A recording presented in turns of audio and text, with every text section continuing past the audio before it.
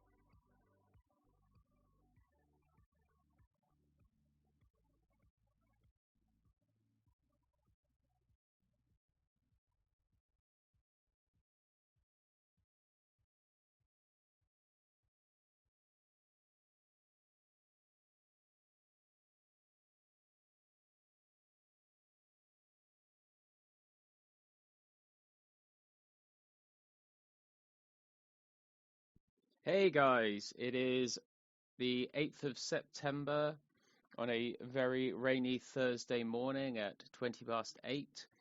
It's Mike, this is the Home Video Update, episode 4.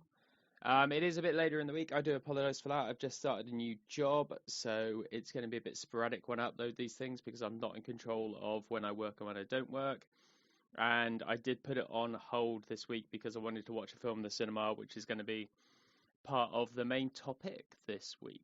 So going in at the beginning, I want to thank my now 2 patrons on Patreon. So thank you to Liam and SW Studio. It really does make a big difference that people are listening and people do want to support the channel.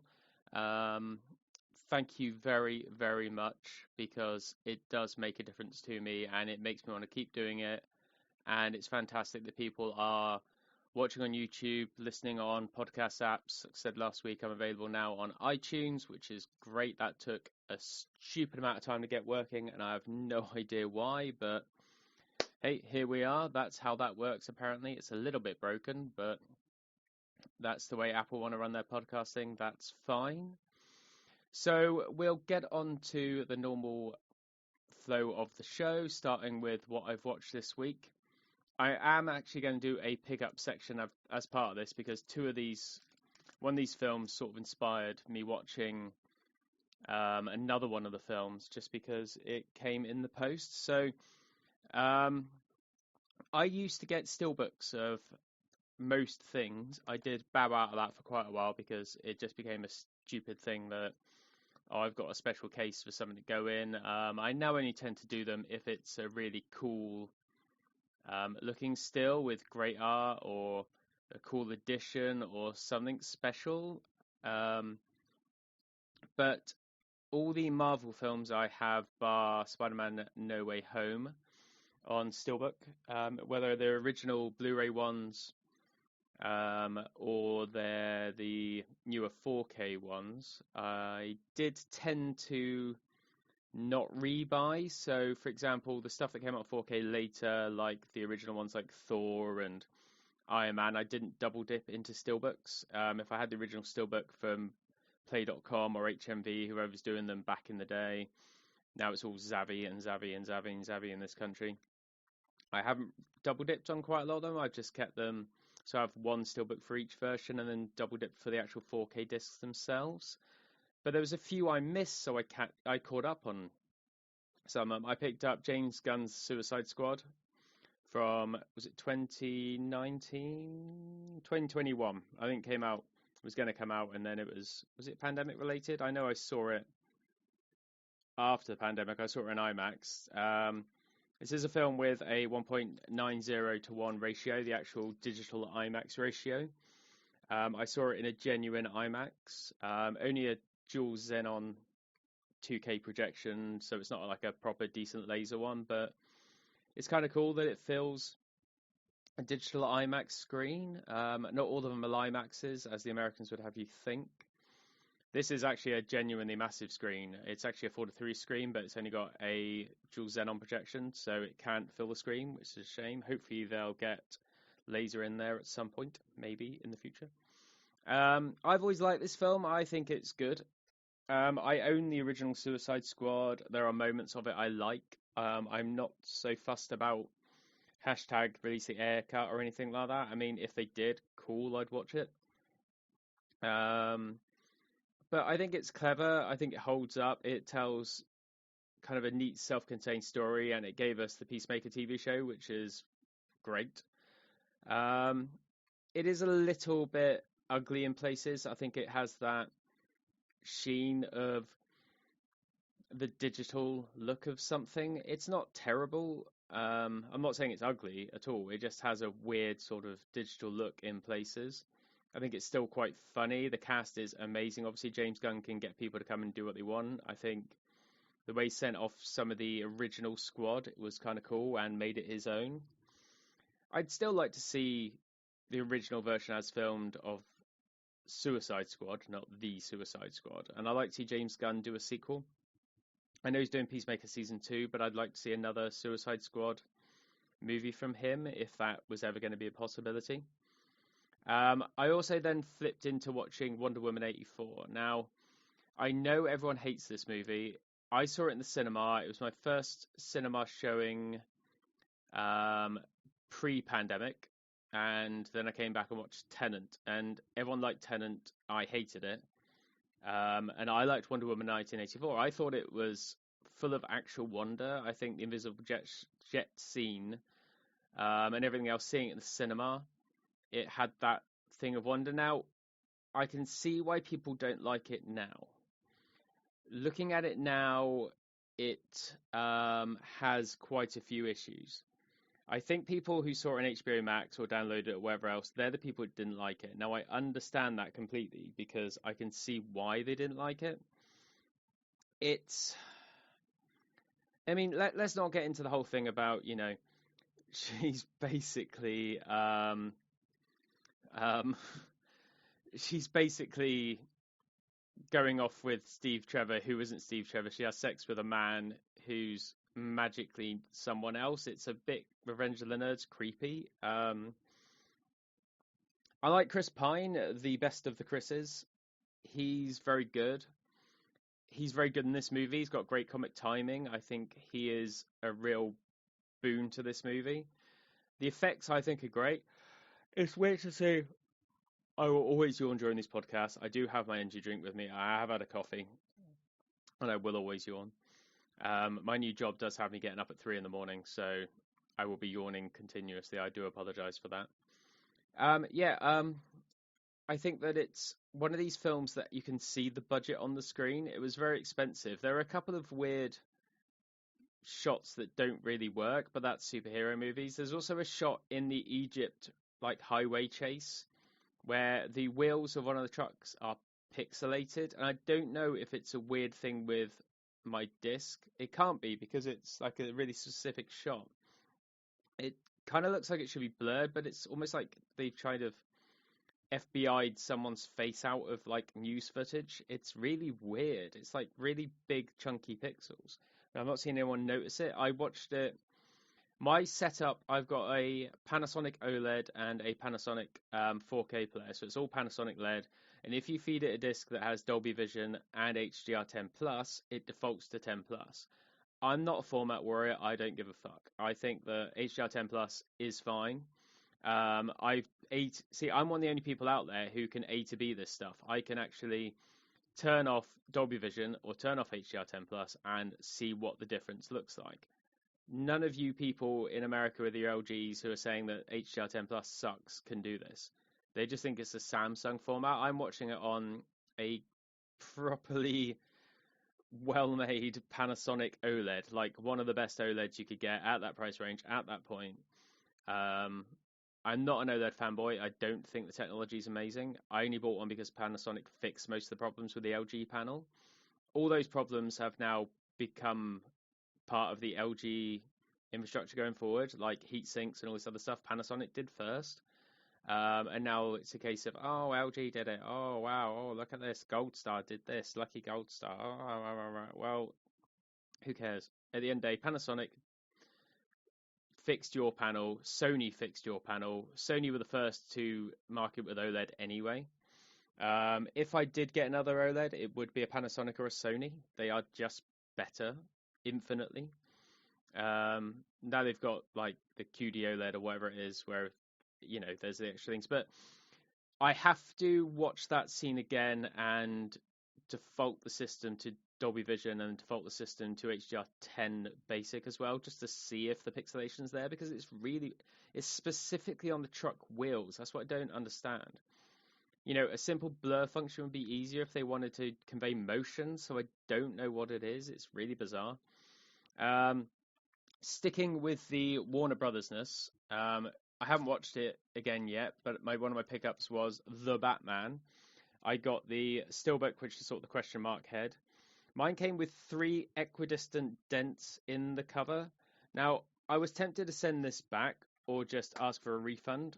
So I did ask for a refund in the end, and I was tempted to just buy another copy just to have one that's not dented. However, I don't really care. I've turned my refund into 2 other discs, which haven't come yet.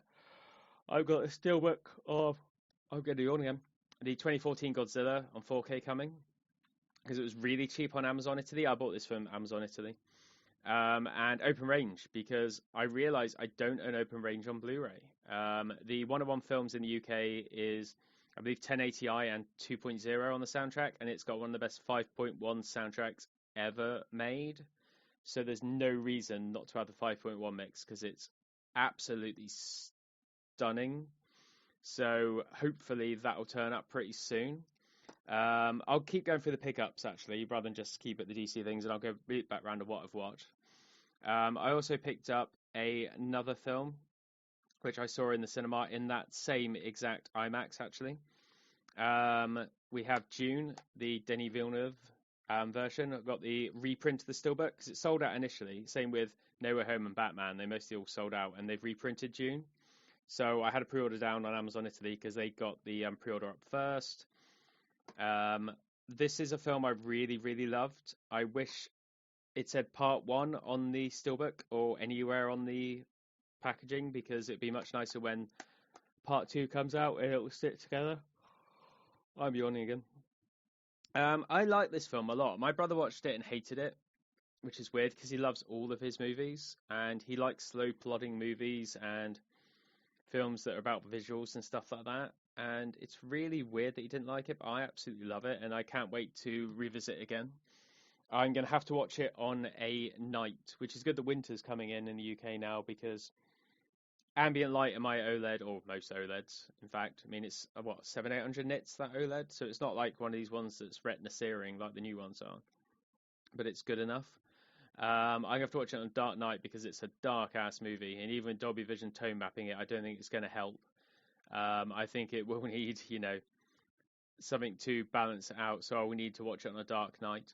We also got a film I got very cheap from Rare Waves, I think they're called. And I'm a bit worried about it. It came yesterday. I got Akira on 4K. Now, I was never going to buy this because the DNR on it and the issues with the HDR and everything else.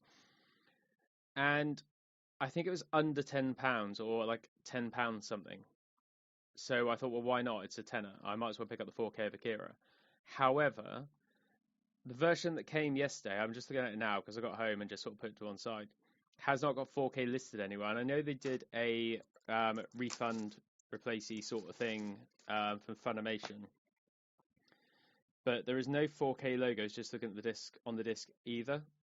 So I don't know if it is actually the new replacement disc. I'll have to Google and see if there's like something on it that says like V2 or replacement or something like that, so I can identify which version. I'll obviously put it in the player and see if it comes up and shows as HDR. If not, I'll have to get hold of Funimation and get a replacement disc, which sucks. But for under a tenner, I thought I'd pick it up. I thought it was worth a shout. And the last pickup was the imprint disc of Things to Do in Denver When You're Dead, which is the Gary Felder film directed by... he directed that. Written by Scott Rosenberg, who's one of my favourite writers. I love this film. I used to watch it on VHS all the time and then on DVD and Laserdisc. It's one of these films that I used to know off by heart. Literally, I used to know every single line in this film off by heart. I think it's great. Imprint, I've seen issues with their stuff before where it's an older master transfer, whatever else, and they just put it out in a nice box. But they have been doing some good things with some of their discs. I've got their Night of the Living Dead, the Tom Savini remake. I like that movie. So in theory, I haven't put this in. It's probably the older HD TV master that's on the, I think, American Blu-ray, but that was region locked. This isn't region locked, and even it would be region B, which I'm in, being in the UK. It has a stereo soundtrack and a 5.1 mix, even though it was a 1995 film. So it would be 5.1 anyway. It's cool. It's got a nice slipcase. It's actually got new extras and stuff, which is fantastic. I haven't flicked through it yet and had a look, but I love that film and I think it's well worth picking up. I got it. It was very expensive for what it is. I think imprint, even though I've got family in Australia who could possibly, if I asked nicely enough, pick them up cheaper and post them cheaper. Importing from Viavision/imprint to the UK is very expensive. I just went on Amazon because I found out it came out and decided to pick it up. I do want to pick up their Noir box set with Blue Steel and everything else, but that's going to be stupid expensive. So that's on a very, very good flush payday type of payday, I think. Going back to what I've been watching, I watched Underwater, which is the film with Kirsten Stewart. It's a film that I bought because there was no 4K version at the time. I bought the iTunes version just for streaming, just to watch it in HDR and 4K. And I got halfway through it when it first came out. I didn't dislike it. I think it was just like a tired day or a day where I just couldn't get into something. I thought it's fine. TJ Miller, obviously problematic. Won't go into that. Vincent Cassel is one of my favorite actors. I think he's a genius. So it was great to see him in it. And I like films like that, like the Leviathan, Abyss, the underwater peril sort of, submarine movie thing. So I was shocked I didn't like it or just wasn't vibing with it. So I watched it again and I put on my iTunes version for about 2 minutes because it was left at exactly the point I left it. And I thought, well, no, actually, let's have a look at options. So I looked for discs and there are some 4Ks out there, but none of them have the Atmos sound, I don't think. So I had a look on Disney Plus, and it's streaming on Disney Plus with Dolby Vision and Atmos. So the 5.1 on the iTunes version is fine, but film shot in Dolby Atmos, I wanted that, especially with like the pressure and the water above you. So the feeling of claustrophobia in Atmos with the height speakers actually really works. So I thought I'd watch it on that, and I dug it. I thought it was quite good. I was very tired watching it. It's a very dark movie. But it worked. I finished it, which is great, and I really enjoyed it. I'm going to have to it's inspired me to go back, and I've been going back through submarine movies anyway. I've got a few of them to hand out in my collection, like Black Sea, Das Boot, because of Wolfgang Petersen dying, Hunt for Red October, Crimson Tide, things like that. The Next Lander Watchcast, a podcast to listen to, they've been doing submarine movies. So I wanted to go back and look at a few of them. Plus the Leviathan, the Abyss, anything where it's stuff, underwater, high pressure, things like that. I quite like that sort of weird sort of sub-genre The Below, I need to watch again. I haven't seen that in years. What was the other one that was like The Below? There was another movie that was. I'm gonna blank on this, but it was that type of, you know, station underground or underwater. You've got Sphere, which isn't really like that, and it's boring. But yeah, I like those type of movies, so I need to watch more of them. I also watched the Very Brady sequel. I love the Brady Bunch movie. The sequel was written by Kaplan and Elfont, who did Can't Hardly Wait and one of my favorite films, Josie and the Pussycat. I love those two movies. Um, and I've always liked the Very Brady sequel, but in the UK, it went straight to video, which was a shame. I like a Very Brady sequel. It's not very ambitious in its sequelness, but like Roger Ebert said, they're one movie away from getting it perfect. Like the first Brady Bunch, it was a great idea. This doesn't focus too much on the fact that they're out of time. It just focuses on the family and a story they want to tell with the family. It riffs on the same sort of things. I kind of wanted to see it again because watching Fled last week and RuPaul's cameo, RuPaul's in both of the Brady Bunch movies as the guidance counselor for the school. And it just sort of reminded me that a Very Brady sequel existed. It's very hard to find, especially in the UK. I know there's a double pack that's come out in the US on Blu-ray. I need to pick that up at some point. I like a Very Brady sequel. I think it's funny. I think it's clever. It's stupidly well cast as well. The family is fantastic. The way they got their dynamics right, and Christine Taylor deserved a better career. It seems like there we go. You want again? It seems like when she became like Mrs. Ben Stiller and started appearing in his stuff, she didn't do much else, and that's a shame because I think she's really good in what she does, and she should do more.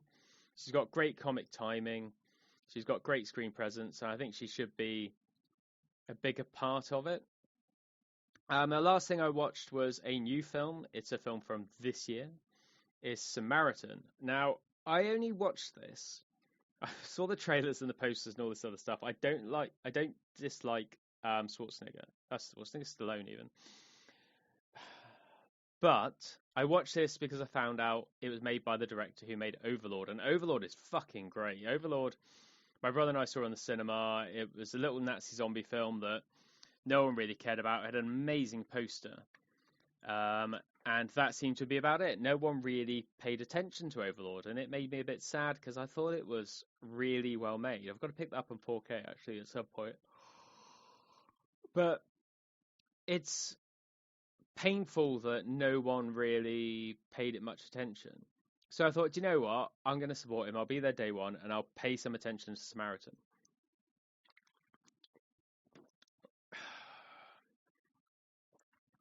It starts off with a cool premise in that you've got Nemesis and Samaritan, the two brothers that are super powered.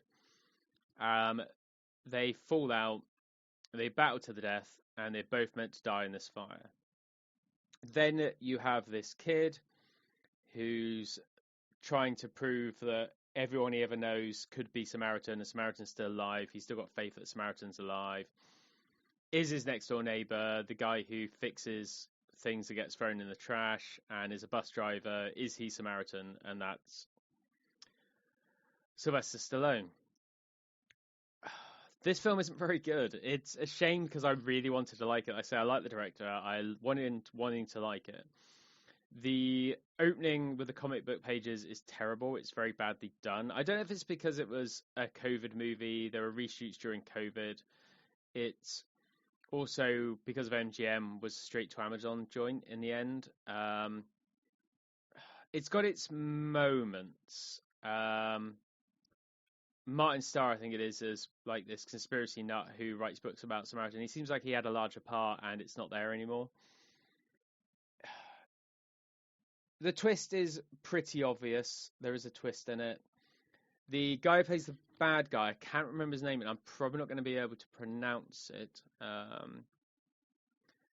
Let's have a look. He was the bad guy in Overlord as well. Oh God, I'm not going to be able to pronounce his name. Pilu Asbjørn. He's Danish, I believe. Yeah, he's been in a lot of films that I will stand up for. which is a good thing for me because I will stand up. Oh, he's an Aquaman too. Interesting. Yeah, he's in Uncharted as a bad guy. He plays a really good bad guy. He was in Game of Thrones. Overlord. Yeah, he was the bad guy in Overlord. He was great in Overlord. He's also in Ghost of the Shell as Batu. I like Ghost of the Shell. I saw that in IMAX in 3D and it was amazing. I don't care what people say, especially about the whitewashing. I don't like the whitewashing, but I think it's great. He's great in it. He's having great fun. He's chewing the scenery. He's having the time of his life being a bad guy. And there are some cool little moments and bits in Samaritan. There's the worst de-aging I've ever seen. It's not even de-aging. It's just like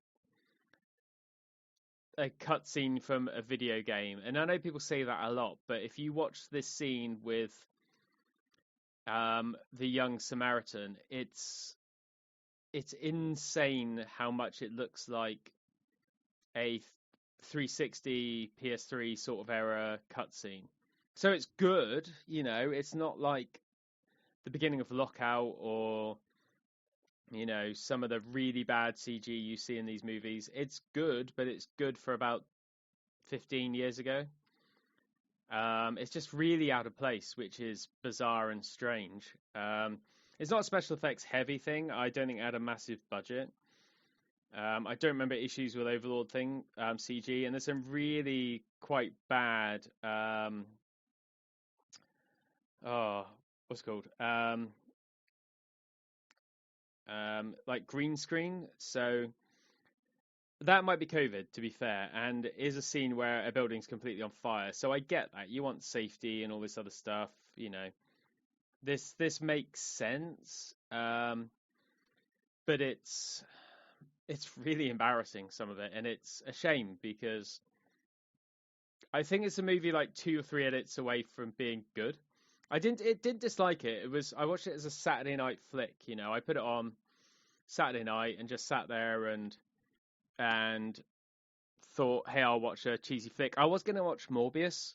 This is what this is like. It was like, oh, I might watch Morbius. No, I'm going to watch Samaritan. It was that kind of a conversation in my head where I was like, I'm not bored enough for Morbius, and Samaritan's a new film. I want to support that director. I want to show my support of like, hey, what's this like? It's just a shame it didn't really work for me. It's got some moments, like I say. Some of the effects are quite good. There's a bit with a bomb and an upturned car that the effects are pretty good on it.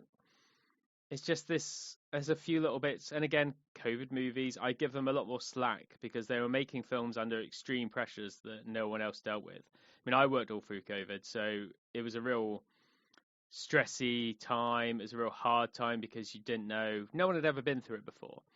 So I give them a lot of slack for things like that, but I just wish they didn't release it when they released it. I think if they put another couple of million into it, spruced up some effects, pushed it, but I think any film with an old Stallone isn't going to be like the biggest push of a blockbuster ever unless you get someone like a James Gunn, or like if Matt Reeves casts him in the next Batman, or like with Suicide Squad where he was like King Shark's voice. I get that. You want him as a supporting character. You want him to be like that. I don't think he can lead or open a big film anymore. This is where someone will say, hey, last year he did this and it made $7 billion. I don't remember him doing anything recent. I mean, he was in Guardians of the Galaxy 2, He's good as a supporting actor now. He's a good actor. I just think he's not the draw he was in the 70s and 80s because he's not that person anymore. That started declining in the 90s, when he did like Oscar and things like that. I saw Oscar in the cinema. I like Oscar. I saw My Mum Will Shoot in the cinema, believe it or not. So that's what I've been watching. Those are my pickups for this week. There will be less pickups next week. I think Open Range will turn up and my copy of Godzilla as well. I have to watch both of those. I'm really looking forward to watching Open Range again. I saw that in the cinema and the sound mix was insane. So it'd be good to see it on a proper lossless disc. So we'll segue straight into news. There's it's been a slow and a big news week. It's been interesting actually. So there's a few little bits I've picked out. Um, there will be an Austin Powers box set that's coming out in the UK from HMV. Now I know there's been a box set in the US, but in the UK it's a little bit more complicated because the first one isn't owned by Warner Brothers slash New Line Cinema. So it's always going to be a little bit weird, and there's also a separate UK cut. I went to see Austin Powers in the cinema. It's sold out completely, so we went to saw Full Monty instead, and it was not a bad swap. Don't get me wrong, but I got it on Laserdisc. This is where I first saw it. I got the US New Line Laserdisc, and obviously that's the American cut of the film, the theatrical cut. The UK cut is different. There are some deleted scenes put in. There's a Christian Slater cameo. It's some weird stuff that isn't even in the movie. And I only found this out on the UK DVD because I kept the Laserdisc. It's one of the later Laserdiscs that I picked up. So, I didn't. Oh, we've got a little bit of a.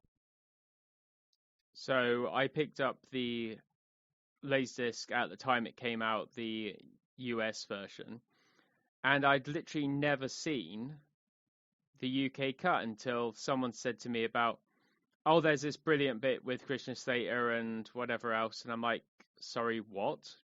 Christian Slater's not in Austin Powers. What are you talking about? I like Christian Slater. Are you thinking of the cameo he's got in Star Trek 6? This is not a thing. And then I watched the UK version. I was like, oh, there's a different version of this film. So it came out on Blu-ray for the first time not long ago. And I think it's Fabulous Films released it. But it is the UK cut. I've got the UK cut digitally on iTunes just because I wanted a copy of it. And it's weird that this collection is coming out.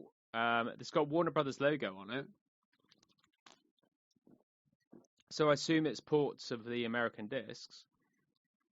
But it desperately needs a remaster, in my opinion. They're old transfers. They're still the original transfers you had from DVD and Laserdisc for the first two.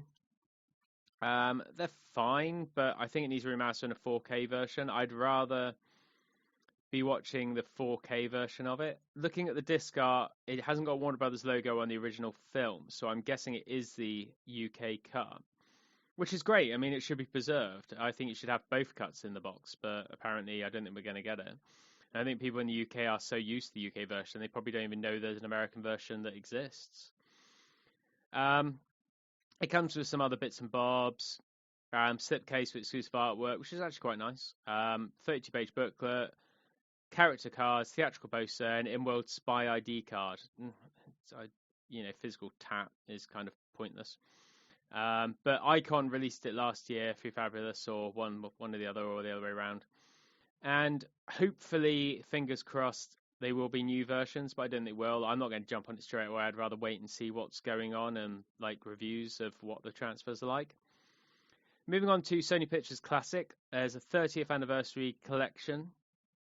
It's very expensive.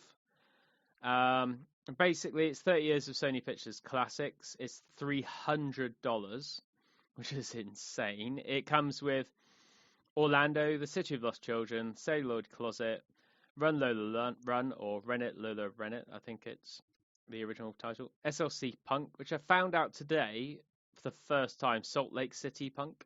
I think I've seen it on VHS and not since. The Devil's Backbone, Volva. I always get pronounced wrong. Sink Deutsch, New York, or whatever it is. I don't know. Still Alice, Call You By Your Name, and Crouching Tiger, Hidden Dragon. Now, there are some films in there that I love. Crouching Tiger, Hidden Dragon already came out on 4K. This is a new version with Dolby Vision. All these have Dolby Vision. But this has been previously released. The Devil's Backbone, Criterion have put out. I don't think they have a 4K, though. I will just double check. No, it's just a Blu-ray. So who cares?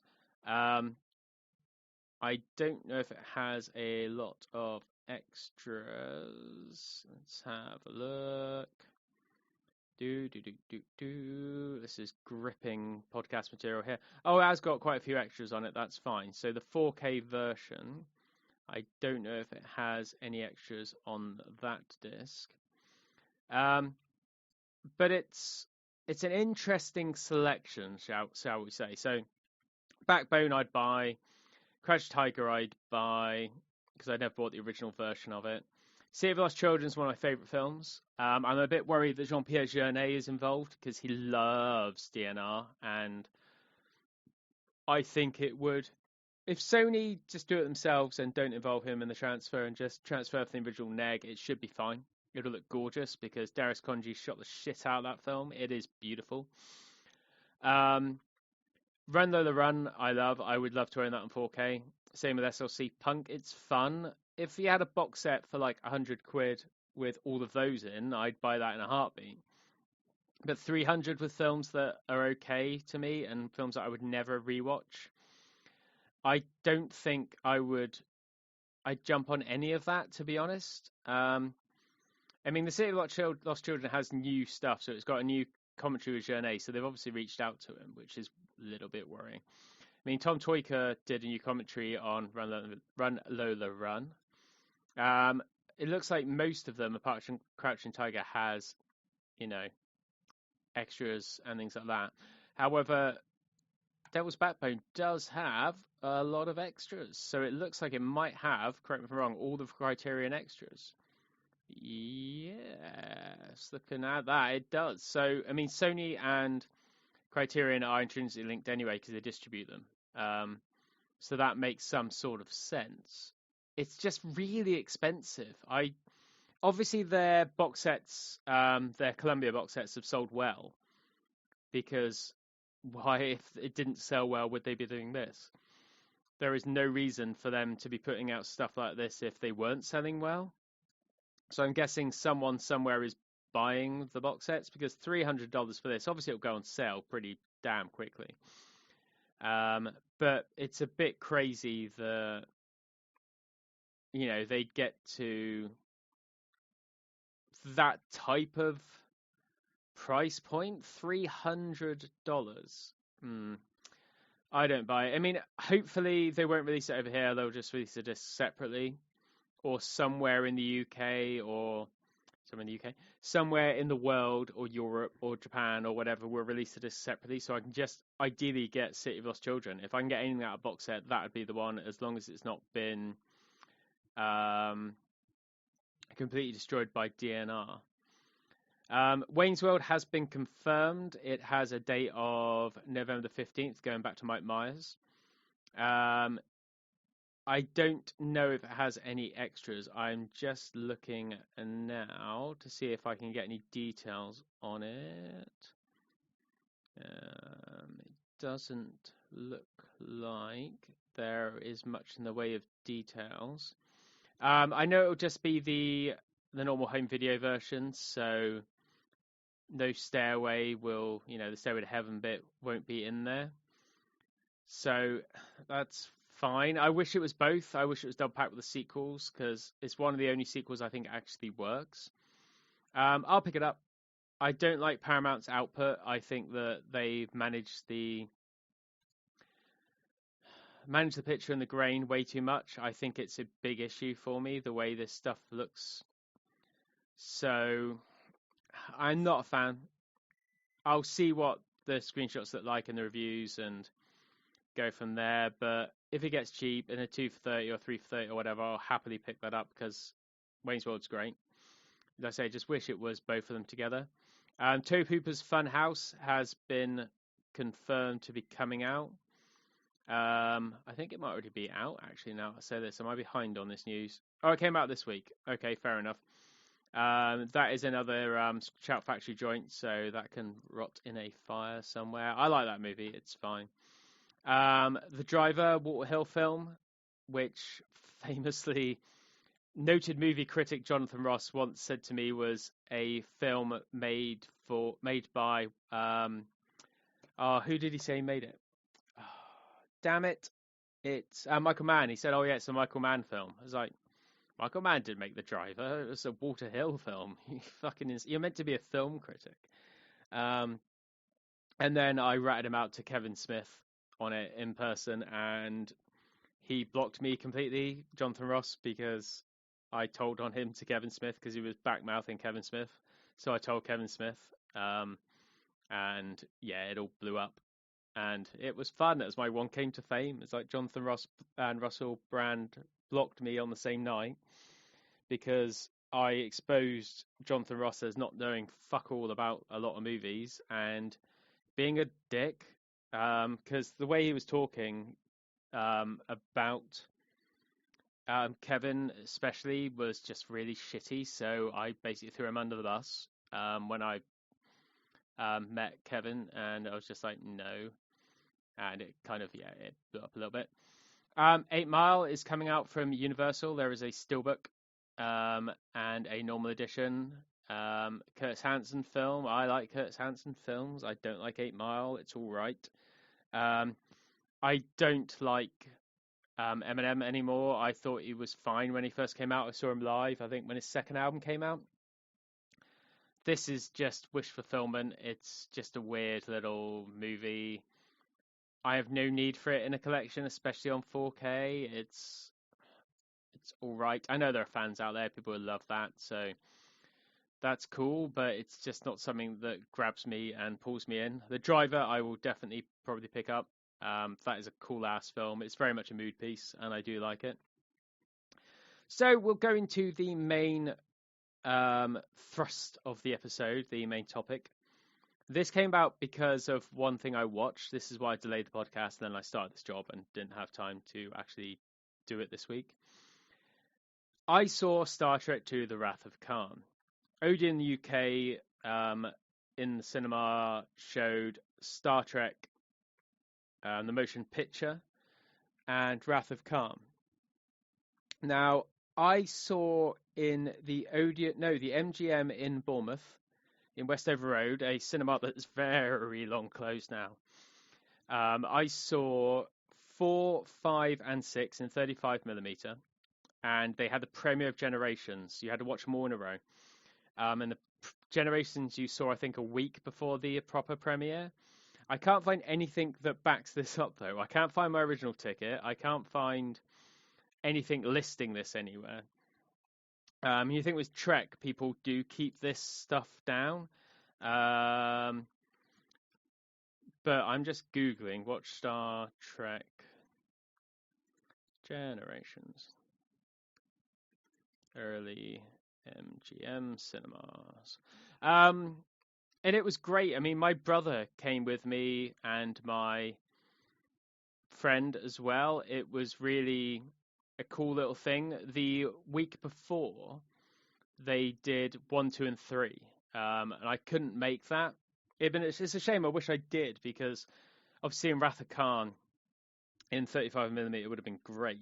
But unfortunately, I couldn't make that, so I never got to see it. But 4, 5, 6 was great in Generations.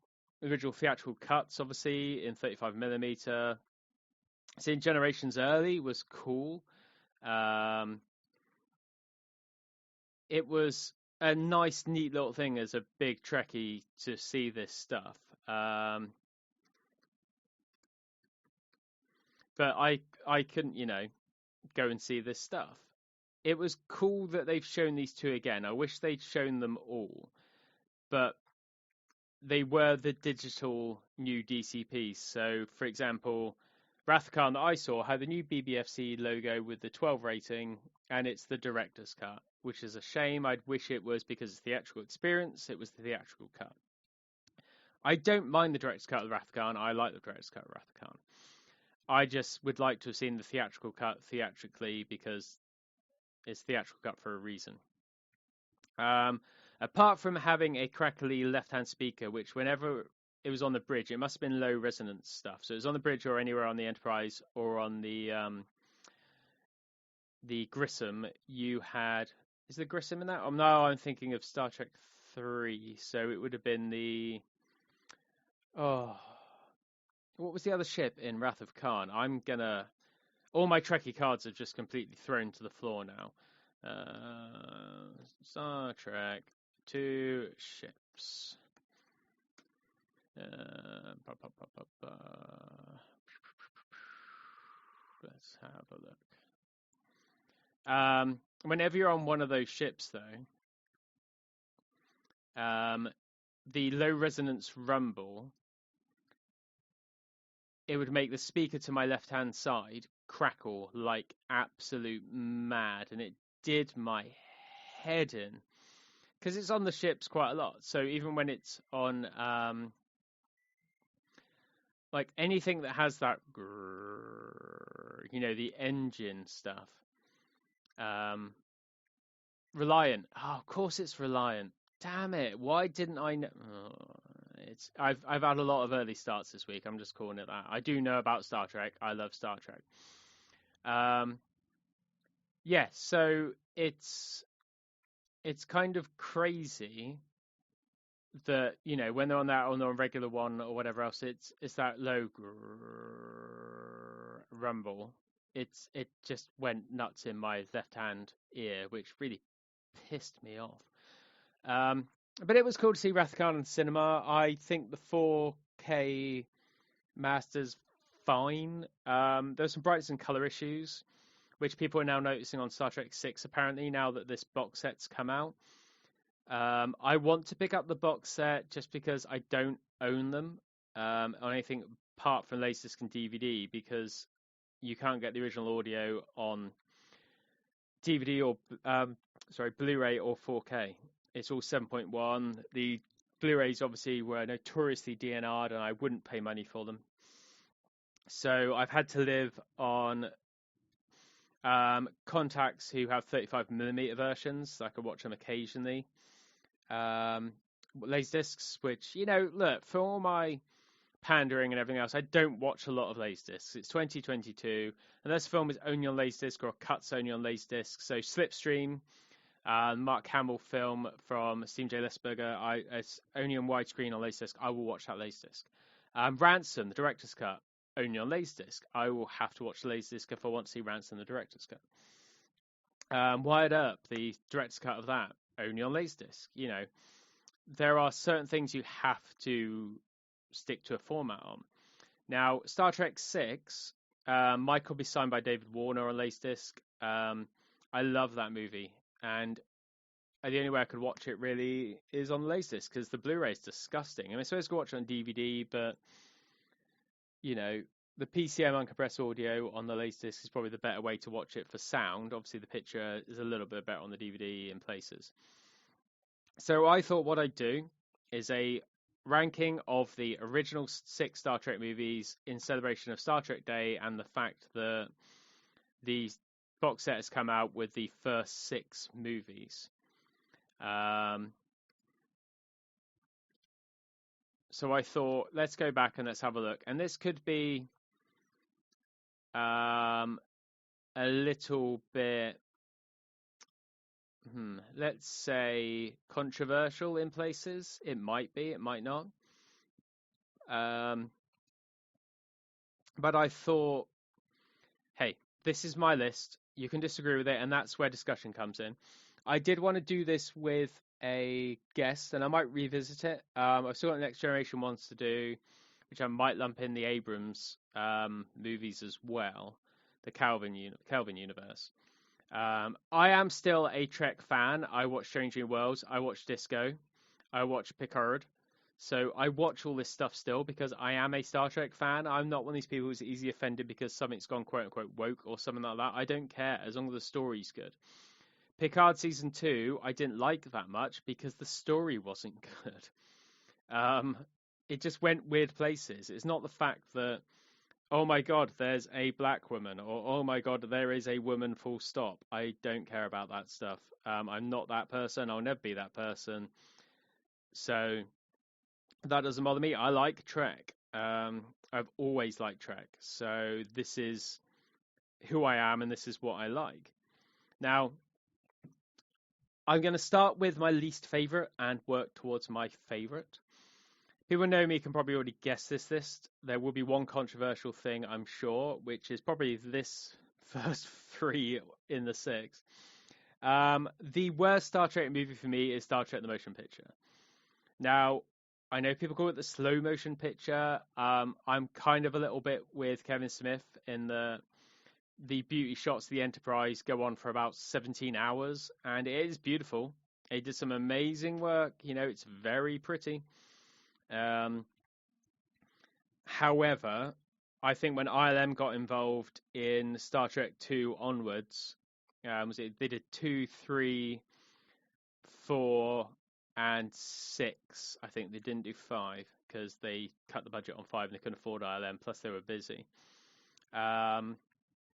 It just goes on forever, and I'm not one of these Trek fans who retroactively doesn't like Gene Roddenberry. I mean, we wouldn't have it. He was very progressive in some ways. He was very regressive, especially in his treatment of women. However, that's not part of it. It's just a very slow, boring story. The whole Vija thing and the story itself could have been done well. It takes, 30 minutes to show us the Enterprise, 40 minutes to get all the cast back together from the original series, 40 minutes to introduce the new cast from Star Trek Phase 2 that was going to be the sequel series to the original series that ended up becoming the movie. And then it doesn't do anything. It's a shame because, it had a good director, it had good effects, it had an interesting idea, but it just didn't work for me. And, I like Free Enterprise as well, the Burnett Mayer thing, and I don't like the fact that he's gatekeeping Trek now, because the special longer version that came out on Laserdisc and VHS, which is the only way you could see Star Trek the Motion Picture, is kind of better in some ways. Even though it's longer, it's paced a little bit better because it's going to be longer. Then you've got the Director's Edition, which had obviously inherent issues with the way it was made with the DVD technology. It was only done 480 and the effects aren't finished, and there are some issues, with a nacelle not appearing to hold all this stuff. It was okay. It was neat to own. It's cool to have this stuff. The 4K, obviously, you have to get the big box set to get the special longer version, which is fucking stupid. It should be in the normal box set. And you've got the new Director's Edition where they've redone the effects because they were only done in 480. Look, I mean, I like the fact that I have Waterworld with the Ulysses cut, and the TV version on the Arrow box set. That's great. I think that's cool. I want all the versions of these movies. However, it's a fucking fan edit. It's a fan edit with effects done in Photoshop. They weren't done very well. They look shit. They look like they were done in After Effects in an afternoon. They don't hold up on a big screen. They don't hold up in motion. There are some massive flaws where they're not done very well. It's an officially authorized fan edit, and that's fine. The Ulysses cut is a fan edit, and it's now official because Universal let Arrow put it out, and the TV cut is also on the official 4K of Waterworld as well.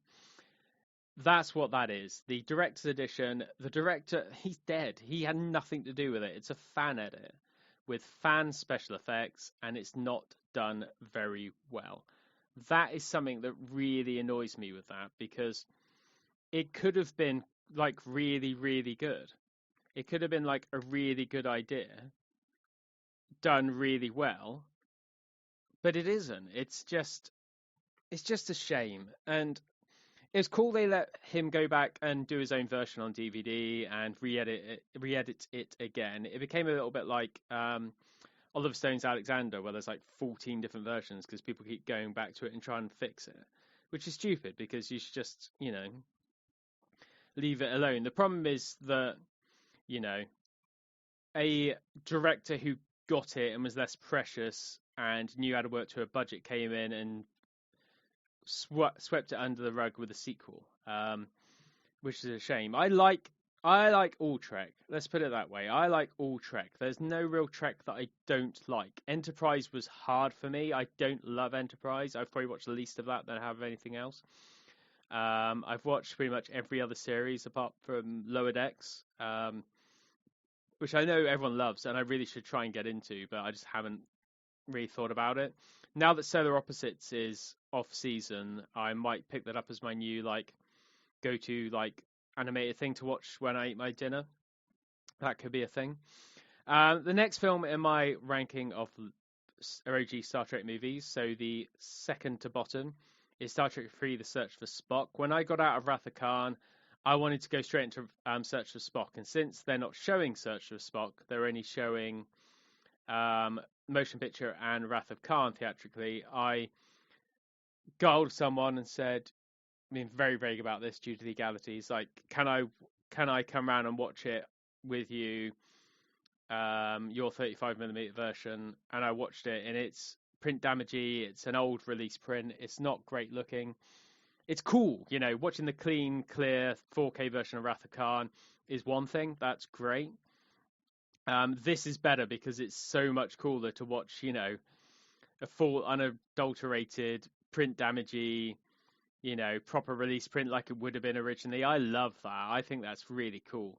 And it's fantastic to see it, you know, in that sort of thing. But 3, even though it's well made, I like Christopher Lloyd as the bad guy, sort of. I think the Bird of Prey, which was originally meant to be Romulan, but they decided not to have Romulans, they changed it to Klingons, which is fine. The Bird of Prey's cool. The fact that it changed all that stuff up, I get it's neat. I don't like the fact they recast Saavik. I know Kirstie Alley was being difficult, shall we say. The new actress isn't as good and doesn't have the charisma. I know she's Vulcan, so she shouldn't, but still, I don't think it works as well. It's cool what they do with David. I think it's a good plot device to have him around and give Kirk some motivation, which will lead into Undiscovered Country, which is great. I have no issue with that.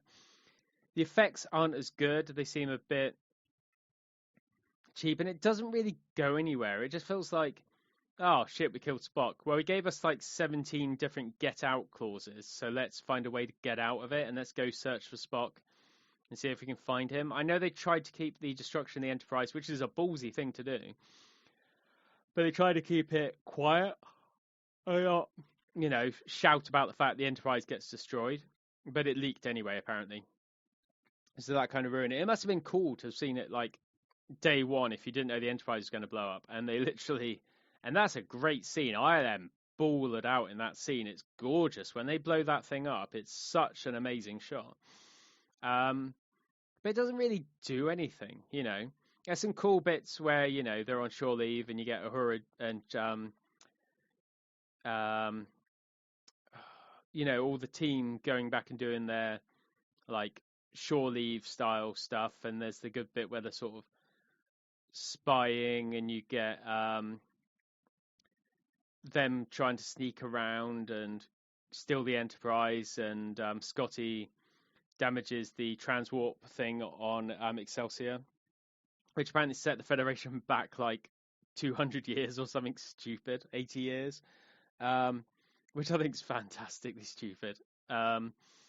It's not a bad film. I don't think any of these are bad films. I just think it doesn't go anywhere or tell a story that is that compelling, which is weird because Star Trek 5, which I'm imagining most of you are thinking, hey, why isn't Star Trek 5 right at the bottom or second from bottom? I like Star Trek 5. I think it's got massive issues that only come out of the fact that Shatner had his budget destroyed. They couldn't have ILM because they were busy. I can't remember what they were doing at the time, but they couldn't do Star Trek 5 for the cost they wanted to do it for and the time allocation. So they cheaped down the effects. That means they couldn't have the rock monster fight that Shatner originally had in the script. It tells a better story. I think religion with Trek is a good thing to go down. I think the search for God is fantastic for a plot premise. I think bringing in Sybok showing Spock's half brother and all this other stuff is great. It's good character motivation. It gives Spock something to do. It gives Kirk something to do. I think it's the first appearance of Dave Warner in a Star Trek thing. I wish I got him to sign something Star Trek 5 as well, but he only signed my Star Trek 6 those discs. So that's like, it's cool that you have. I like how dirty it is. It's like Mad Max crossed with Star Trek, which isn't a bad thing. And yes, it has the fan dance, which is weird, but it gives Nichols something to do as well. It gives everyone something to do. It's just a bit shit and cheap. All the effects are obvious, like the hover boot things and the fact that he's climbing a very fake rock at the beginning, and the ship effects aren't very good, and the bad guys are actually quite. I like Sybok. I like the whole mind control thing. I like the search for Shakari and all this other stuff, and what would God need with a starship, and that I couldn't help but notice your pain. It's a line so good that Tupac sampled it for a song from the Above My Rim soundtrack. It's a good film in a lot of ways, and it should be a great film only if the budget was there and the belief was there. Because I think that Shatner's unfairly maligned for the fact that his film didn't do as well and people think it's bad or whatever else. I don't think it's bad. It didn't do well. There are some major issues with it. Absolutely, there's some huge issues with it, but that doesn't mean it's bad. That just means it's unfulfilled. I think it had a lot of promise that just kind of went nowhere, which is kind of a shame. We'll move on to number 4 in the list, which is Star Trek 4, The Voyage Home. It's a great film and a good comedy. Now, that shouldn't really be what Star Trek is. Star Trek was always more lighthearted than most things. Even Wrath of Khan, for as dark as it is, has some good lines and some good jokes and some good moments. This is more straight out comedy in a way. It's kind of farcical in places. And you tell Leonard Nimoy went on to direct, things like Three Men and a Baby, and things like this. And, you can see where those trappings came in, where he gets the comic timing, he gets the flow of these things, and he's actually quite an accomplished director in a lot of ways. He did Star Trek 3, he's a good director. He just needed the material, I think, to play to his sensibilities, and I think 4 does that quite well. I think it's got great effects, it's got a great plot. The time travel thing, it's a great idea, and it's well executed. The problem with 4 is there's no real bad guys. There's the probe, which is kind of like V'Ger. It's V'Ger again, but done better. The time travel stuff works for me. I like seeing them as a fish out of water. I like seeing them, trying to fit in with the 20th century, because it's quite interesting. It's quite a novel thing then. Star Trek's done time travel since, the original series. Sitting there on the Edge of Forever and things like this, where they go back to, modern, quote unquote, 20th century times. Seeing them here, the search for nuclear vessels and all this other stuff, it's fun, it's funny, it's well made, the effects are brilliant. ILM really just came out and just beasted it. But it doesn't get the, higher than position 4, because I don't think the stakes are there, and it needs a better villain than a probe that whooshes around. It's just wow, wow, and all these other weird noises, and that's all it does. It shuts down power, but it's not doing it maliciously. There's no threat there because there's no one threatening. It comes to talk to whales. They need to get whales and get them back. It's mostly an excuse for, the comedy moments and seeing the crew out of sorts, which is great, don't get me wrong. It's fantastic. It's also the last time you'll see the crew together on a bridge. It's the bridge of the Bird of Prey from Star Trek 3, but it's a bridge nonetheless. Because after this, Chekhov gets his own command, and he goes off on Excelsior, and it's not Chekhov, is it? Sulu. Sorry, Sulu gets his own command because obviously, well, I don't know if it's obviously, but the impression I get is George Takei and him didn't get, and Kirk, fucking hell, Shatner didn't get on very well, so therefore he gets his own commands, and Sulu goes off and has Excelsior instead. So it's the last time you see them all together on the bridge, and it's kind of cool to see them all together. He's got the reincarnated Spock, who's now got his marbles back, as McCoy would say, and they're all together as a unit, and it's the last time you see that, which is a shame. I do like it a lot. Putting it in 4th isn't a bad position out of 6. It's top 3. I just think it needs more than it has. Next in the list is Star Trek 6: The Undiscovered Country. As I've alluded to through most of this, it's great. It has credible villains. It has a great Cold War thriller plot. The director's cut of it is shit. I think there's 3 versions. There's the home version and the director's cut. The theatrical version is the best by far. Also with that, it was shot scope, but the 70mm blow-ups were 2.0 to 1, and I think all the home releases were that opened up ratio, which is weird. But Nicholas Meyer gets Star Trek because it's, naval combat in space, and this works because of that. It's got plotting, pacing. The effects are amazing. ILM really did good work on this. Like I say, there's apparently some color issues on Star Trek 6 on the 4K.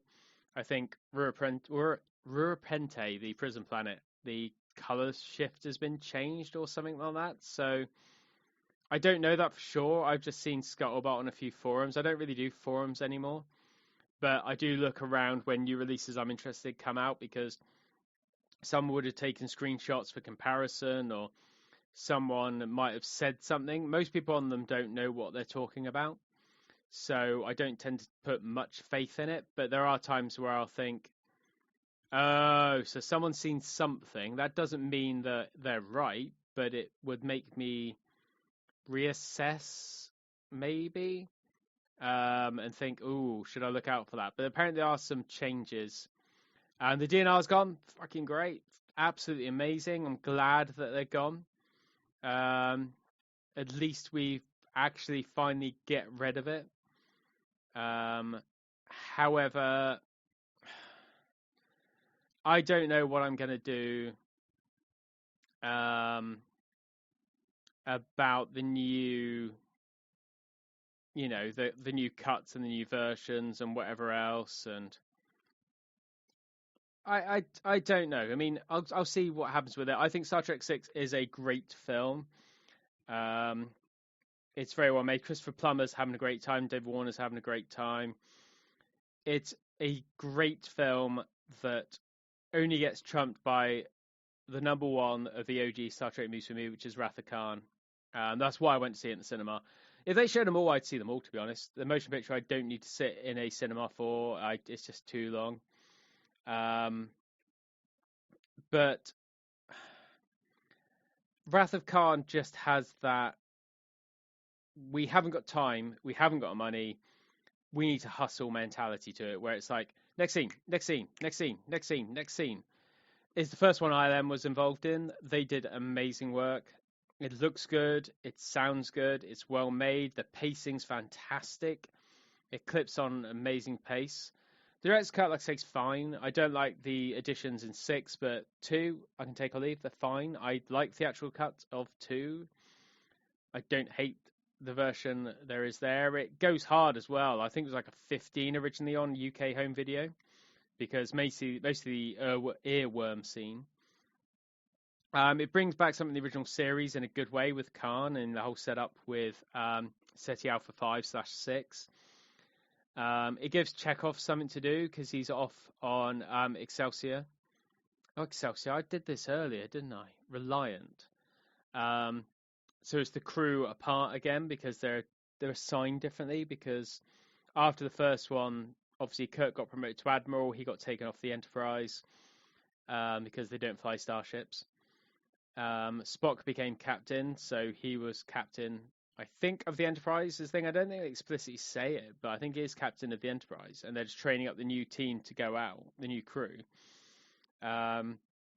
Chekhov's obviously off on Reliant, and they don't go into who else is anywhere else because obviously this big threat comes in with Regular One and them having to go out, and then Kirk blows it up in 3.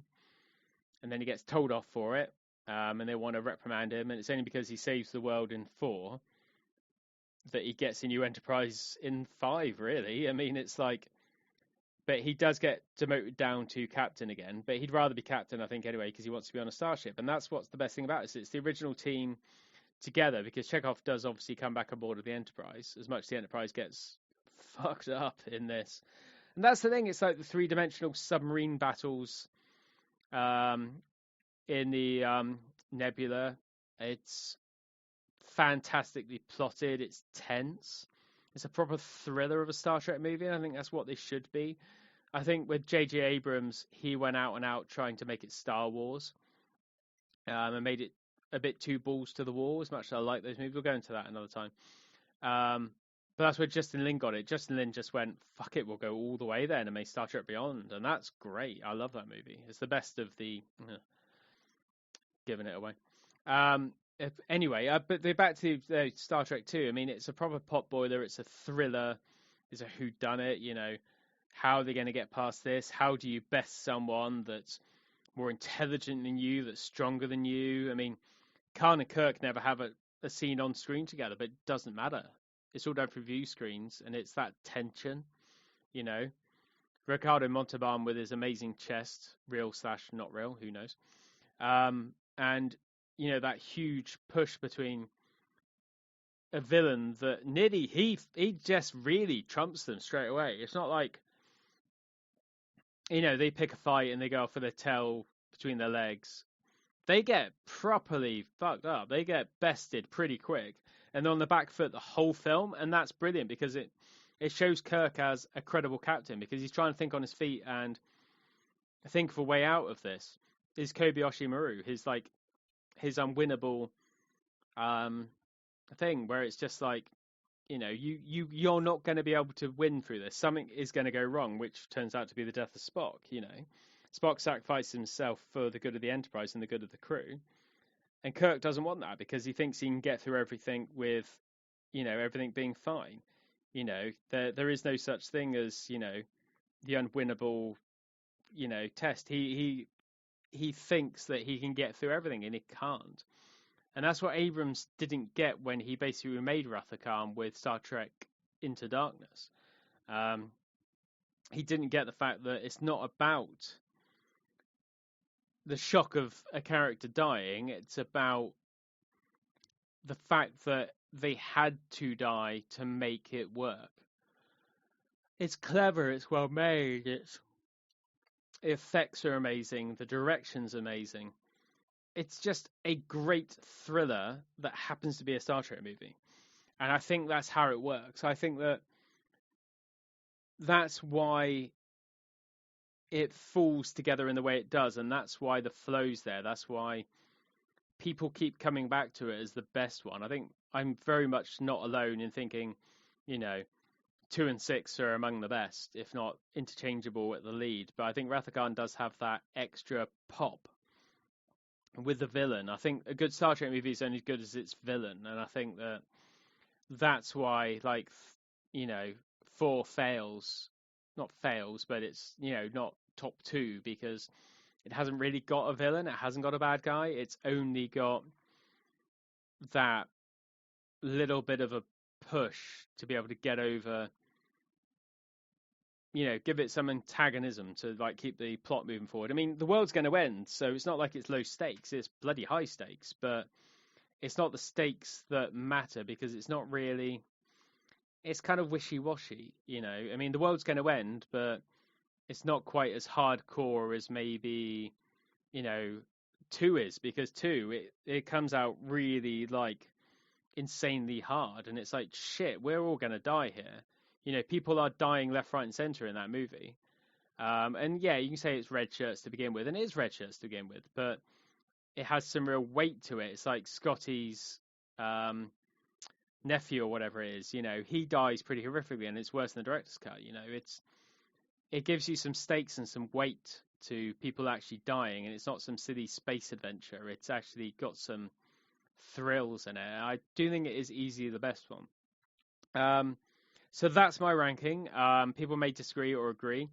I may revisit it if I can get another guest on who's a big Trekkie like me who wants to revisit this and alpha rebuttal in a discussion. Happy to do that. I just was a bit stuck with work and everything else for a main topic on this episode because I saw 6. I thought, you know what? I'll do this first 6 movies. I'll leave the series ranking alone. I'll leave the Abrams and the Next Gen movies alone, as they could be separate topics, maybe lumped together. I wanted to get these and present my thoughts. So from worst to best, it's The Motion Picture, Search for Spock, Final Frontier, Voyage Home, Undiscovered Country, and Wrath of Khan at the top as my favourite Star Trek movie. So again, I want to thank everyone for listening to my very yawny podcast, my ramble cast, as this is quite rapidly becoming, apparently. There was a little dip in the middle of the podcast. I'll try and edit it out as best I can, but there's little technical difficulties when my laptop started playing something in the background and I could hear it. I'm not sure if you can hear it, but there might be a bit of a jump when I'm talking about, I think it was Austin Powers. If there is, I'll try and edit it out as best I can. Again, thank you, my patrons. If you want to be a patron or get the podcast early, it does go up there a couple of days early. It's patreon.com/home video update. Link will be on YouTube and on everything else. I do appreciate people listening at all. Being a patron helps me out, and it makes it so much better for me making the podcast because I can really feel the appreciation. I love the YouTube comments as well. So if you watch on YouTube, do please put a like, do subscribe. It helps with the algorithm and things like this. So if you put a like and comment, subscribe, as all these bloody YouTubers say. It does help me. It really does. So I appreciate anyone listening and get involved at all. So until next week, which hopefully will be a better planned out one, I do apologize, and a little bit less tardy. I will make a real effort to not be late later in the week, a bit earlier in the week on Patreon, and a bit later in the week for the normal release. So until next week, it's Mike saying thanks, and I'll see you next time.